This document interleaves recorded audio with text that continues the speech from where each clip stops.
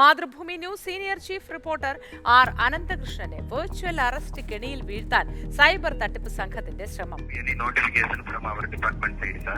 Because we are going to block your mobile number within 2 hours. That's why after your request call connected with you, sir.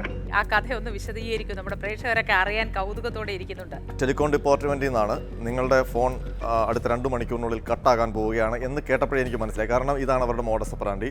നിരവധി പേരെ കുടുക്കിയ ആദ്യത്തെ വാചകം, ആ കോളിലെ വാചകവും ഇത് തന്നെയാണ്. അത് അറിഞ്ഞ ഉടനെ തന്നെ ഞാൻ തൊട്ടടുത്തിരുന്ന സ്റ്റെഫിൻ്റെ അടുത്ത് റെക്കോർഡ് ചെയ്തോളാൻ പറഞ്ഞു. തട്ടിപ്പുകാരാണ് ആംഗ്യത്തിൽ പറഞ്ഞു.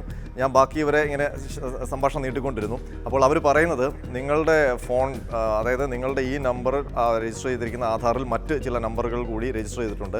അതിലൊരു നമ്പർ വെച്ചിട്ട് നിങ്ങൾ മറ്റൊരാളെ ഭീഷണിപ്പെടുത്തുകയും അയാളുമായി ബന്ധപ്പെട്ട് ഒരുപാട് ക്രൈം ആ ഫോൺ നമ്പർ പ്രകാരം ചെയ്തിട്ടുണ്ട്. അയാളുടെ പരാതിയിൽ മുംബൈയിലെ തിലക് പോലീസ് സ്റ്റേഷനിൽ നിങ്ങളുടെ പേരിൽ 4045/2024 എന്ന FIR നമ്പറിലുള്ള FIR രജിസ്റ്റർ ചെയ്തിട്ടുണ്ട്.